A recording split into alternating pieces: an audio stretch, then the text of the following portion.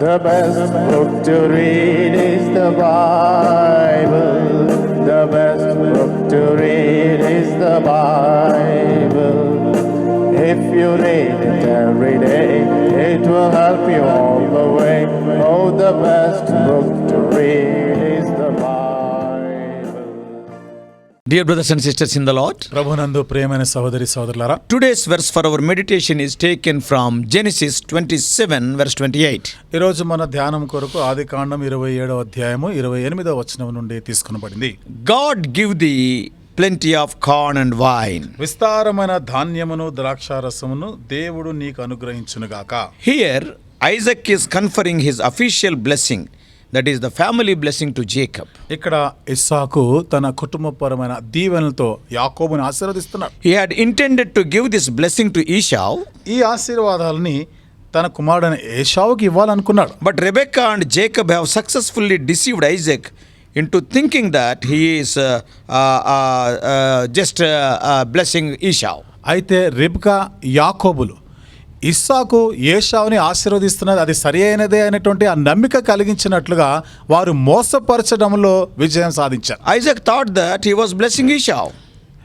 ఇస్సాకు అనుకున్నాడు నేను ఏశావునే దీవిస్తున్నానని. The custom of the ancient times was ఆ పురాతన కాలంలో ఉన్నటువంటి ఆచారం ఏమిటిదంటే for the father of the household to confirm the birthright on the firstborn son by giving his special blessing. తండ్రి తన యొక్క ప్రత్యేకమైనటువంటి ఆశీర్వాదాలు జ్యేష్ఠ కుమారునికి ఇచ్చట ద్వారా, అంటే ఆ జ్యేష్ఠ కుమారునికి దీవెనలు రావాలి. And the father used to bless that firstborn before he died. కాబట్టి తండ్రి తను చనిపోయే ముందు జ్యేష్ఠుడైనటువంటి అంటే పెద్ద కుమారునికి ఈ దీవెనలను ఇచ్చేవాడు.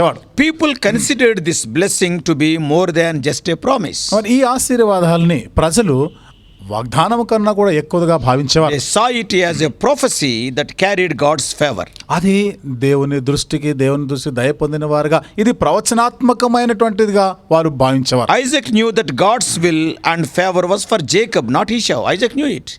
ఇస్సాకుకి తెలిసిన సత్యం ఏమిటిది? ఏశావు కాదు కానీ యాకోబే జ్యేష్ఠుడు కానీ ఈ ఆశీర్వాదం ఆయనకు చెందాలన్న సంగతి, దేవుడు తలంచిన సంగతి, అది దేవుని చిత్తమని ఇస్సాకుకు తెలుసు. Yeah, when we read Genesis 25:23, ఆదికాండం 25వ అధ్యాయం 23వ వచనంలో మనం చదివితే Isaac knew well that Jacob has to receive the firstborn blessing. యాకోబే జ్యేష్ఠుడికి రావాల్సిన దీవెనలు అతడు పొందాలి అన్న సంగతి ఇస్సాకుకి బాగా తెలుసు. Yet surprisingly, అయినను ఎంతో ఆశ్చర్యకరమైన రీతిలో Isaac determined to give the blessing to Esau, even though Esau, by taking wives from among the Canaanites, confirmed his own position as being outside God's covenant blessing. మరి ఇస్సాకు తన కుమారుడైన ఏశావు మరి తన కొరకు నిబంధనకి వెలుపల కనానులో స్త్రీలని భార్యగా స్వీకరించినప్పటికీ కూడా తను చూడండి ఇతడే దీవెనలు పొందాలని ఆశించాడు ఇస్సాకు. He knew the will of God.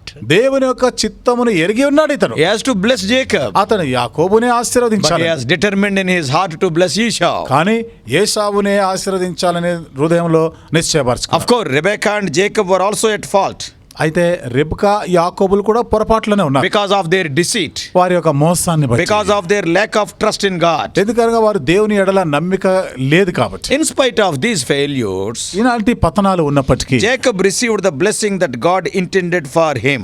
మరి దేవుడు తన కొరకై ఉద్దేశించిన ఈ ఆశీర్వాదాలు పొందాడు యాకోబు. He was to be the head of the God's promised people, దేవుని వాగ్దాన ప్రజలకి ఇతడు శిరస్సుగా who పెద్దవాడుగా are going to live in the prosperity land and having victory over their enemies. ఎంతో అభివృద్ధి పొందినటువంటి ఆ దేశంలో వారు నివసిస్తూ శత్రువుల పైన విజయం సాధించవలసిన వారు. This blessing somewhat sounds like the blessing that God pronounced to Abraham in respect of blessings and curses. ఈ ఆశీర్వాదాలు దేవుడు అబ్రహాముతో చెప్పిన ఆశీర్వాదాలు శాపవచనాలు సంబంధించినవిగా మనకు కనబడుతుంది. It looks like ఆ విధంగా అనిపిస్తుంది అవి. that is అనగా the blessing upon those that would bless him, నిన్ను ఆశీర్వదించే వారిని ఆశీర్వదించదను, and the curse upon those that would curse him, నిన్ను శపించే వారిని నేను శపించదను, and he giving him the fatness of the earth, కాబట్టి భూమి మీద ఉన్నటువంటి భూసారం నేను నీకు and ఇస్తాను, also prosperity and servants. అంతేకాకుండా నీకు దాసదాస్యులను ఇస్తాను, అభివృద్ధిని ఇస్తాను. Oh, the land of Canaan was a very fat and fertile land, abounding with all good things. Canaan దేశము సకల సర్వ సంపదలతో కూడా ఎంతో మంచి విషయాలతో నిండినటువంటి దేశం. So if we apply these truths in relation to the parental responsibility of godly parents, ఈ సత్యాలని దైవికమైన తల్లిదండ్రులుగా వారికి ఉండవలసిన బాధ్యతల మాటకు వస్తే, it is the duty of the parents to pray for their children. పిల్లల కొరకు ప్రార్థన చేయవలసినటువంటిది తల్లిదండ్రుల బాధ్యత, తప్పక చేయాలి. Parents have to bless the children in the name of the Lord. తల్లిదండ్రులు దేవుని నామం బట్టి పిల్లలను దీవించాలి. They have to pass on the blessings what they have received from their forefathers, and also the blessings which they received from God during their lifetime to their seed. వారి పితరుల నుండి పొందిన ఆశీర్వాదాలు, వారు తండ్రి అయిన దేవుని యొద్ద నుండి పొందిన ఆశీర్వాదాలు, వారి జీవిత కాలంలో ఆ తర్వాత తన సంతతికి, తమ పిల్లలకు వాటిని అందించువారై ఉండాలి. ఇది వారి బాధ్యత. Yeah, the blessings with which Isaac blessed Jacob were plenty. ఏ ఆశీర్వాదాలతో ఇస్సాకు యాకోబును ఆశీర్వదించాడో అవి ఎంతో సమృద్ధి అయిన ఆశీర్వాదం. Here the heaven and earth are conquering to make Jacob rich. They are coming together. ఇక్కడ చూడండి, భూమి ఆకాశం ఒకటవుతున్నాయి అతన్ని ఆశీర్వదించాలని. Also they are powerful. అవి ఎంతో శక్తివంతమైనవి. He will have dominion over his brethren. తన సహోదరుల పైన ఇతని ఆధిపత్యం ఉంటుంది. What does it mean? అంటే అర్థం ఏమిటి? He will have power over Esau and his posterity. ఏశావు ఆ తర్వాత సంతతి పైన కూడా నీకు ఆధిపత్యం And ఉంటుంది. also see the prevalency of God, how many years it is going to prevail. అంతేకాదు, చూడండి ఇది ఎంత కాలము ఉండనిస్తున్నాడో దేవుడు చూడండి. Isaac says indirectly that ఇస్సాకు పరోక్షంగా చెప్తున్నమా, let God be a friend to all thy friends. దేవుడు నీ స్నేహితులందరికీ స్నేహితుడుగా Let him be ఉండును. the enemy to all thine నీ enemies. శత్రువులకి ఆయన శత్రువుగా ఉండునుగా. If we think in a direct way, ఇప్పుడు మనం నేరుగా దీన్ని ఆలోచన చేస్తే, a blesser also must have some qualifications. ఆశీర్వదించే వాడికి కూడా కొన్ని లక్షణాలు ఉండాలి. Let us see from that perspective also. ఇప్పుడు ఈ దృక్పథం, ఈ కోణంతో మనం ఆలోచన చేస్తాం. Yes, who can bless the other person? ఒక వ్యక్తిని, అవతల వ్యక్తిని ఎవరు ఆశీర్వదించగలరు? ఎలాంటి వ్యక్తి If you ఆశీర్వదించగలడు? want to bless somebody, what must be your qualification? నీవు ఎవరినైనా ఆశీర్వదించాలి అనుకుంటే అసలు నీకు ఉండవలసిన లక్షణాలు ఏమిటి? If you put your hand on somebody, I am blessing you, will the other person be blessed? నువ్వు ఎవరి మీదైనా చెయ్యి పెట్టి ఇదిగో నేను నిన్ను దీవిస్తున్నానంటే వాడు దీవించబడతాడా? Today many people are doing like that. ఈరోజు చాలా మంది ఈ పని They చేస్తున్నారు. do not know the qualifications of the blesser. ఆశీర్వదించే వాడికి ఉండవలసిన అర్హతలు ఏమిటియో వాళ్ళకి తెలియదు. What are the qualifications? ఏమిటి అర్హతలు? You cannot give what you have not received. నీవు ఏది పొందలేదో నువ్వు దానిని ఇవ్వలేవు. So giving the blessings requires you must first have received one. నీవు ఆశీర్వదించాలి అంటే మొదటగా నీవు పొంది ఉండాలి. ఆ ఆశీర్వాదాలు నీవు కలిగి ఉండాలి. Isaac received from both earthly father and heavenly father. ఇక్కడ ఇస్సాకు భూ సంబంధమైన తండ్రి యొద్ద నుండి, పరలోకపు తండ్రి యొద్ద నుండి కూడా ఆశీర్వాదాలు పొందినవాడు. Then what about you? మరి నీ సంగతి ఏమిటి? Simply pronouncing some words, oh God bless you, they are futile. లేదా ఊరికే దేవుడు నిన్ను దీవించిన గాక అంటే అందులో ఏమి Wasteful words. అదన్నీ కూడా వృధాగా చెప్పే వ్యర్థమైన. మాటలు, అవి వ్యర్థమైన మాటలు. If you don't have this experience of receiving blessings from God, you cannot bless anybody because you are not having anything. దేవుని యొద్ద నుండి నీవు ఆశీర్వదించబడిన అనుభవం నీకు లేకపోతే ఇతరులను నీవు ఆశీర్వదించలేవు. ఎందుకు? నీకే ఆశీర్వాదాలు లేవు కదా. Secondly, రెండోది, giving the blessing requires faith. ఇతరులను ఆశీర్వదించాలి అంటే నీకు విశ్వాసం ఉండాలి. We can see many heroes of faith and their acts of faith in Hebrews 11. హెబ్రీయులకు రాసిన పత్రిక 11వ అధ్యాయంలో చాలా మంది విశ్వాస వీరులు, వారి యొక్క క్రియలు ఉన్నాయి అక్కడ. See Abel's sacrifice. ఇప్పుడు హేబేలు యొక్క అర్పణ చూడండి, See Noah's ark. నోవహు యొక్క ఓడగాని, Or Abraham's sacrifice. అబ్రహాం యొక్క బలి అర్పణ, Or Moses' stand. లేదా మోషే తన యొక్క స్థితిని, తన యొక్క తీర్మానం, And Rahab's choice. రాహాబు ఎంపిక, Yeah, many more examples are there. ఇలాంటి అనేకమైన ఉదాహరణలు ఉన్నాయి. But right in the middle of this, a simple thing and a small thing, that is one that seems out of place, is Isaac blessing Jacob. వీటన్నిటి మధ్య మనం చూడగలిగేటువంటి సంగతి, ఇప్పుడు ఇస్సాకు యాకోబుని దీవిస్తున్నాడే, And Jacob blessing the two children of Joseph. యాకోబు తన యోసేపు యొక్క ఇద్దరు కుమారులను దీవిస్తున్నాడు. What I am telling? ఇక్కడ నేను చెప్తున్న మాట ఏమిటి? All the other things what I mentioned, they are acts of faith. నేను ప్రస్తావించినటువంటి ఈ సంగతులు ఇవన్నీ కూడా విశ్వాసంతో చేసిన క్రియలు. Let it be Abel, Noah, Abraham or Moses. హేబేలు కానీ, నోవా కానీ, అబ్రాహాము కానీ, మోషే Or కావచ్చు, Rahab. లేదా Rahab. All they have done is they are acts of faith. వీరు చేసినవన్నీ కూడా విశ్వాసముతో జరిగించిన క్రియలు. But in the midst of those things, అయితే వీటన్నిటి మధ్య the Holy Spirit has recorded Isaac blessing Jacob and Jacob blessing the two children of Joseph. ఇస్సాకు యాకోబుని దీవించాడు, యాకోబు యోసేపు ఇద్దరు కుమారులను దీవించాడు అని పరిశుద్ధాత్మ రాశాడు. And they are also termed as acts of faith. అవి కూడా, వాటిని కూడా ఇది విశ్వాసముతో చేసిన క్రియలుగానే చెప్తున్నాడు ఇక్కడ. Did God include these two things out of courtesy to this man?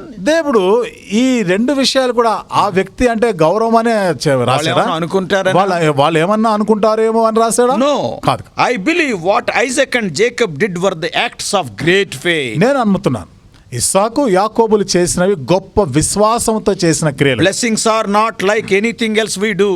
ఆశీర్వాదాలంటే ఏదో మనం చేసేవాటన్నిటితో సమానమైనది కాదు. They are pronouncement of God's good and that will come upon another.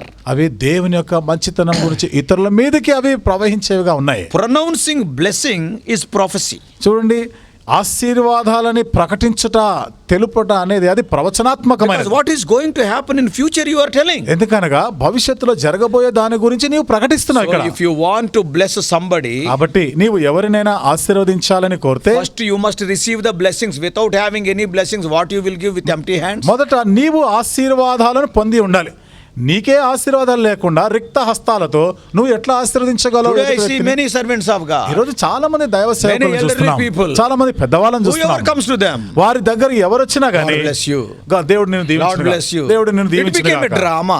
అదంతా కూడా ఒక నాటకీయంగా ఉంటుంది. They are not having any blessings. అసలు వీళ్ళకే ఆశీర్వాదాలు ఏమీ లేవు. Then what can they give to others? మరి ఇతరులకి వాళ్ళు ఏమి ఇవ్వగలరు? And secondly, రెండోది, you must have faith. నీకు విశ్వాసం ఉండాలి. It is blessing a person is an act of faith because pronouncing the blessing is nothing but prophecy.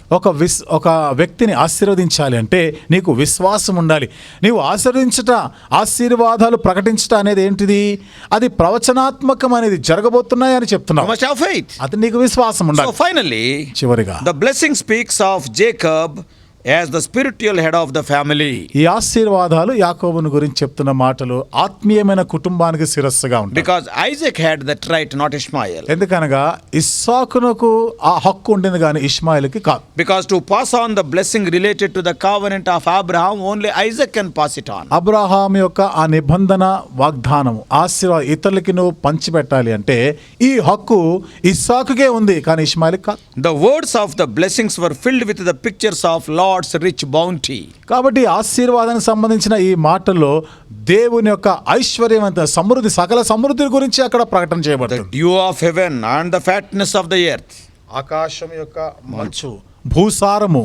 As a result of those divine blessings, ఈ దైవికమైన ఆశీర్వాద ఫలితంగా on that day Isaac blessed. అది నాన్న ఇస్సాకు ఆశీర్వదించాడు. Even today, ఈ రోజు కూడా there are so many countries in the Middle East region. ఈ మిడిల్ ఈస్ట్ ప్రాంతంలో అనేకమైనటువంటి దేశాలు ఉన్నాయి. Yeah, we know at least 7 Islamic countries are ఒక 7 ఇస్లామిక్ దేశాలు ఉన్నట్టుగా మనకు పరిచయం కదా. say Kuwait, కువైట్ కానీ, United Arab Emirates UAE, where Dubai and Abu Dhabi are there. United Arab Emirates అంటే అబుదాబి, దుబాయ్ ఉన్న ప్రాంతాలు. Qatar is there. ఖతార్ ఉంది, Oman is there. ఒమాన్ ఉంది, Muscat is there. Muscat And that is Muscat is in Oman. అది Muscat, Oman లో ఉన్న Muscat. Bahrain is Bahrain, there. Yemen is there. Yemen ఉంది. So like this there are so many Middle East countries. ఇలాంటి అనేక దేశాలు ఉన్నాయి middle east ప్రాంతంలో. All these countries are just covered with sand.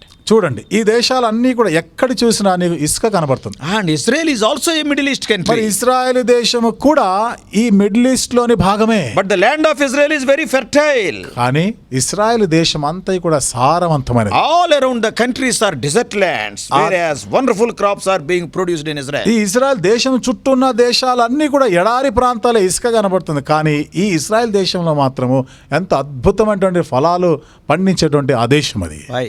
ఎందుకట్లా? Isaac blessed. Isaac Oh ఆశీర్వదించబడ్డాడు. Jacob, your people are going to enjoy the dew of heaven and the fatness of the earth. యాకోబు నీ సంతానం వారు ఆకాశపు మంచును, భూసారమును వాళ్ళు అనుభవించెదరు. In the field of agriculture, మరి ఈ వ్యవసాయ విషయానికి వస్తే commendable research and development activities are going on in Israel. Israel దేశంలో నిజంగా ఎంతో మెచ్చుకోదగినటువంటి పరిశోధనలు అన్ని కూడా అన్ని రకాల జరుగుతా ఉన్నాయి. Even our country, India, though it is a major agricultural country in the world, మన దేశం భారతదేశం ప్రపంచ దేశాల్లోనే ప్రధానంగా వ్యవసాయానికి కేంద్రం అని చెప్పబడిన so much budget is allotted to agriculture. ఈ వ్యవసాయానికి సంబంధించి ఎంతో మరి ఆ బడ్జెట్ ని, ఆ డబ్బుని కూడా So many కేటాయిస్తారు. research organizations are there under the Ministry of Agriculture or CSIR like that. మరి వ్యవసాయ సంబంధించి సిఎస్ఐఆర్ సంబంధించి చూడండి ఎన్నో పరిశోధనలు జరిపే సంస్థలు లాంటివి ఎన్నో ఉన్నాయి. But even then, అయినప్పటికీ Israel is a small country. Israel దేశం అయితే ఒక చిన్న It దేశమే. is a district size country. అది ఒక జిల్లా స్థాయిలో ఉండేది అంతే. Not even a mandal size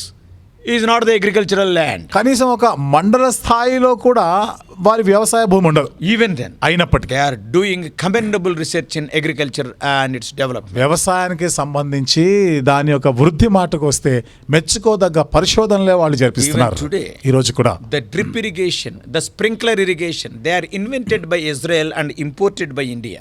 బిందు సేద్యం, తుంపర సేద్యం అనే ఈ పద్ధతి, ఈ విధానము ఇజ్రాయెల్ దేశం వారు కనిపెట్టినది, మనం అక్కడ నుండి దిగుమతి చేసుకున్నాం మన భారతదేశానికి. Not only that, అంతేకాకుండా even many agricultural equipment we are importing from that country, machinery. వ్యవసాయానికి కావలసినటువంటి ఆ పరికరాలు అనేకమైనవి ఆ దేశము నుండి అక్కడ ఉత్పత్తి చేయబడినవి మనం కొనుగోలు చేస్తున్నాం, దిగుమతి చేసుకుంటున్నాం. Country Israel became a blessing to the whole world. Israel దేశం ప్రపంచ దేశాలన్నిటికీ ఆశీర్వాదకరంగా ఉంది. Oh dear brothers and sisters, ప్రియమైన సహోదరి సహోదరులారా, it is because of the blessing of Isaac. ఇది ఇస్సాకు యొక్క ఆశీర్వాదాలు. Oh, the dew of heaven and the fatness of the earth, my son Jacob, you are going to enjoy. నా కుమారుడు యాకోబు, నీవు ఆకాశ మంచుని భూసారమును అనుభవిస్తావు. How much faith is needed to bless like that? ఈ విధంగా ఆశీర్వదించడానికి ఎంత విశ్వాసం కావాలి? So dear brothers and sisters, కాబట్టి ప్రియమైన సహోదరి God సహోదరులారా, also expects the same from us. దేవుడు మన నుండి కూడా అదే ఆశిస్తున్నాడు. Because the church of God is the spiritual Israel in the New Testament age. కొత్త నిబంధన యుగంలో దేవుని సంఘమే ఇశ్రాయేలీలు. We must be a blessing to the whole world. మనము ప్రపంచమంతటికి ఆశీర్వాదకరంగా ఉండాలి. As Joseph fed the then known world for 7 years during the famine, ఏ విధంగా యోసేపు కరువు కాలంలో ఆనాడు ప్రపంచమంతటిని కూడా పరిపాలిస్తున్న వాడుగా 7 సంవత్సరాల కరువు కాలంలో పోషించాడో, we must nourish the whole world during these days of spiritual famine. నేటి దినాల్లో ఆత్మ సంబంధమైనటువంటి కరువుతో అలమటిస్తున్న ఈనాడు ఈ ప్రపంచమంతటిని మనము పోషించవలసి. May God help us and equip us to attend this great need. దేవుడు ఈ గొప్ప అక్కర తీర్చలాగన దేవుడు మనకు సహాయం చేసి సాయుధులుగా చేయనుగాక. May God bless you. దేవుడు నిన్ను దీవించునుగాక.